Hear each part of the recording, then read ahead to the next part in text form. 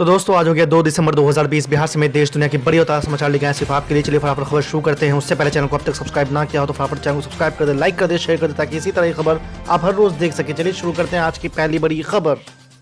केंद्र सरकार के नई कृषि कानून के विरोध में दिल्ली में जमे किसानों और सरकार के 3 मंत्रियों के बीच करीब 3.5 घंटे तक बातचीत का कोई नतीजा नहीं निकल पाया। आपको बता दें कि मंगलवार को विज्ञान भवन में कृषि मंत्री नरेंद्र सिंह तोमर सहित 3 मंत्रियों और किसान संगठनों के 30 से अधिक प्रतिनिधियों के मंथन के बाद केवल इतना ही तय हो पाया है कि 3 दिसंबर को दोनों पक्षों में फिर से बातचीत होगी।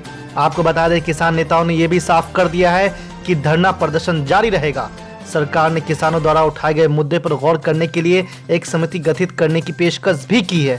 सूत्रों ने कहा कि किसान प्रतिनिधियों के साथ सरकार की तरफ से रखे गए इस प्रस्ताव का जवाब किसान संगठनों के प्रतिनिधियों की ओर से नहीं आया, लेकिन वो सभी किसान प्रतिनिधि ने तीनों कृषि कानून को वापस किए जाने की मांग पर सहमत है।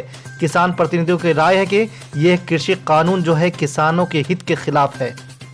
आज की दूसरी बड़ी खबर, किसानों के समर्थन में आई शाहीन बाग की दादी, बोली हम किसानों की बेटियां हैं, हम भी आवाज उठाएंगे। जी आपको बता दें कि नए कृषि कानून के विरोध में प्रदर्शन कर रहे किसानों को अब शाहीन बाग की दादी का भी साथ मिल गया है।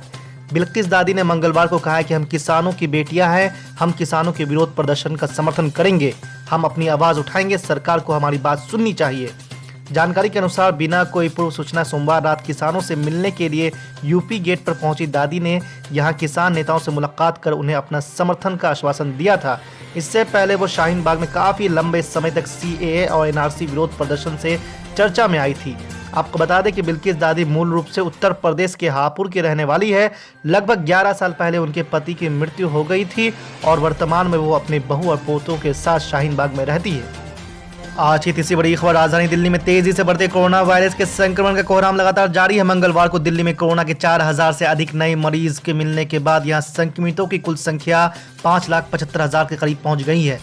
वहीं कल संक्रमण से 86 लोगों की मौत होने से मृतकों की संख्या भी बढ़कर 9,200 से अधिक हो गई है।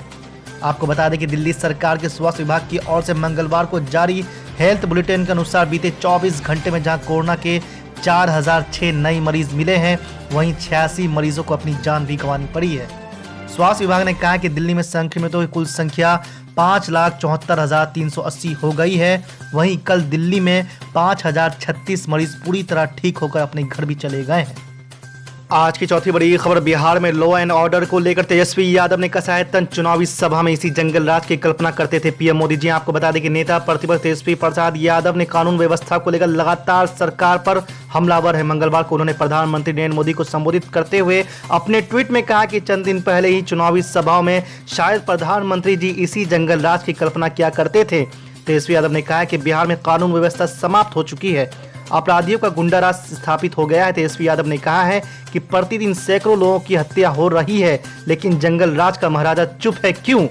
आपको बता दें कि अलग अलग आपराधिक घटनाओं की खबरों को टेक करते हुए नेता प्रतिपक्ष ने कहा है मुख्यमंत्री अपराध पर प्रेस वार्ता क्यों नहीं करते हैं। तो वहीं प्रदेश के जेडीयू मुख्य प्रवक्ता संजय सिंह ने कहा है कि चार्जशीटेड तेजस्वी यादव अपराध पर सवाल उठाते हैं जबकि खुद बेल पर है। आज की पांचवी बड़ी खबर, सीपीआई नेता और जेएनयू के पूर्व छात्र संघ अध्यक्ष कन्हैया कुमार ने किसान आंदोलन के बहाने प्रधानमंत्री नरेंद्र मोदी पर निशाना साधा है और कहा है कि ये बेजुबान नहीं है जिन्हें आप पूंजीपतियों को बेच देंगे या उनके पास गिरवी रख देंगे। उन्होंने ट्वीट कर कहा कि सुनो साहब, ये किसान है, बेजुबान सरकारी संस्था नहीं कि अपने दोस्तों के हाथ औने पौने दाम पर बेच दोगे। आपको बता दें कि सीपीआई नेता ने दबातोड़ कई ट्वीट किए हैं। उन्होंने दूसरे ट्वीट में लिखा है कि किसान कौन सा आपसे 15 लाख मांग रहा है, या ये भी नहीं कह रहे हैं कि उनके लिए 8,500 करोड़ का हवाई जहाज खरीद दो। बस इतना कह रहा है कि बिल में एक लाइन लिख दो कि एमएसपी से कम पर फसलों की खरीद गैर कानूनी होगी। और बीजेपी जो है रोज कोई ना कोई पैराशूट से एक मिनिस्टर, 1 आया, 2, 3, 4, 5, 6, 7 सब कुछ। अब खाली एक ही आदमी आना बाकी, कौन है मालूम? Donald Trump. उन्होंने गए थे ना हमारे प्राइम मिनिस्टर, हाथ पकड़ के बोले अब की बार ट्रंप सरकार गिर गया। बर्तानिया में गए, कैमरून का हाथ पकड़े, उन्हें भी घर में बैठ गया। तो अब इन लोगों को जो हैदराबाद को उतरना, प्रेस कॉन्फ्रेंस करता है, टीवी वाले तो बेचारे उनके दीवाने, लाइव टेलीकास्ट उन्हें शुरू करते मजलिस से, खत्म करते दूल्हे को। ऐसा होती लोग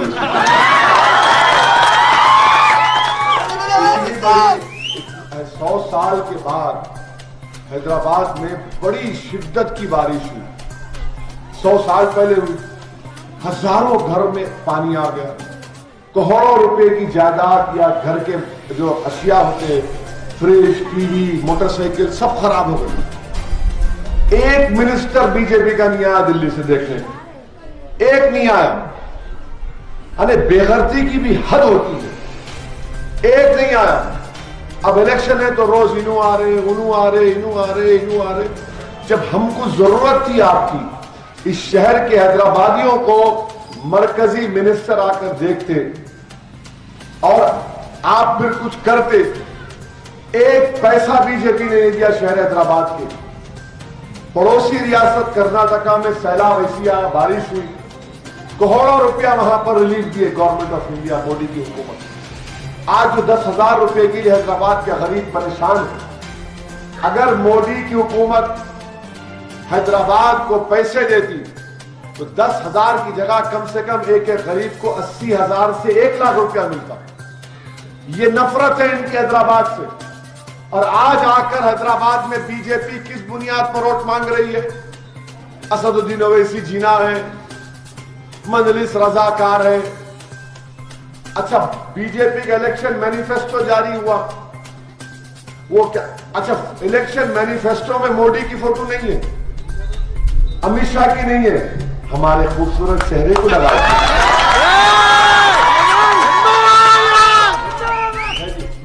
लगाना था आपने फोटो, मालूम हमको हमारा चेहरा उन सबसे अच्छा है। मेरी गलती नहीं है, वर्मा बा अल्लाह बना ऐसा बना मैं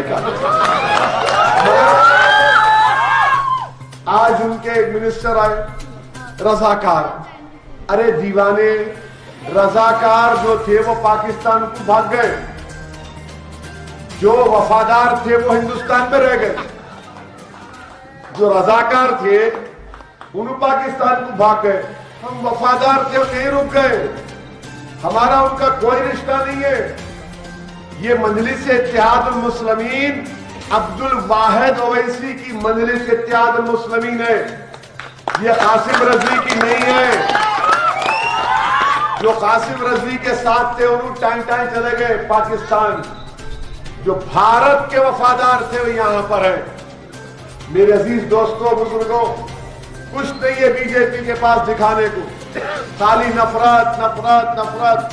यानी दीवानगी की हद हो गई कि 30,000 वोटर लिस्ट में रोहिंग्या के नाम है। मैं बोला 1,000 नाम दिखाओ, खामोश, नाम ही नहीं दिखा सकते। और वोटर लिस्ट दारुसलाम में नहीं बनती, इलेक्शन कमीशन ऑफ इंडिया रियासती इलेक्शन कमीशन बनाता। मैं आज भी पूछ रहा हूं 1,000 नाम दिखाओ। फिर एक उनका एक बोलता है कि पुराना शहर पे हम सर्जिकल स्ट्राइक करेंगे। अरे सर्जिकल स्ट्राइक दीवाने, एक मुल्क की आर्मी दूसरे मुल्क पे करती। ये वाहिद हुकूमत है जो एक मुल्क के अंदर रहने वालों को पाकिस्तानी रोहिंग्या कहकर तो तौहीन कर दे। सर्जिकल स्ट्राइक करेंगे। जब पूरा इलाका डूबा हुआ था तुम क्या कर रहे थे? सो रहे थे। अब सर्जिकल स्ट्राइक करेंगे। मजलिस को वोट देना इंडिया के मफाद में नहीं है। मजलिस रैबिड इस्लामिज्म को प्रमोट करती। अरे एक तकरीर दिखाओ मेरी, मैं जमात का जिम्मेदार हूं। मैं हमेशा कह रहा हूं, आज भी कह रहा हूं, भारत के कॉन्स्टिट्यूशन आइन संविधान में रहकर हमको अपनी लड़ाई लड़ते आए, लड़ते रहेंगे। रैबिड इस्लामिज्म को प्रमोट कर रहे, यानी नफरत सिर्फ इसकी इतनी है। और हैदराबाद पे सर्जिकल स्ट्राइक, इनको वोट दिए तो उनको, अरे सब मेरे पीछे पड़ गए। टीआरएस बोलती कि हमारा इनसे कोई रिश्ता नहीं है। अरे कै का रिश्ता? तुम निस्बत भी जाए, हम मुस्तरद कर दिए, किस्सा खत्म। कौन सा रिश्ता? सियासत है।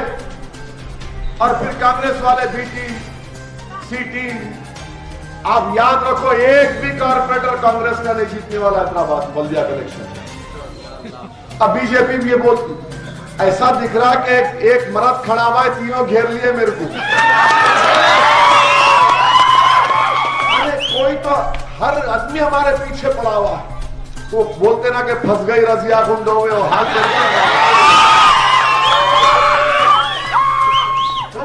है, कोई तो कुछ तो बोलना।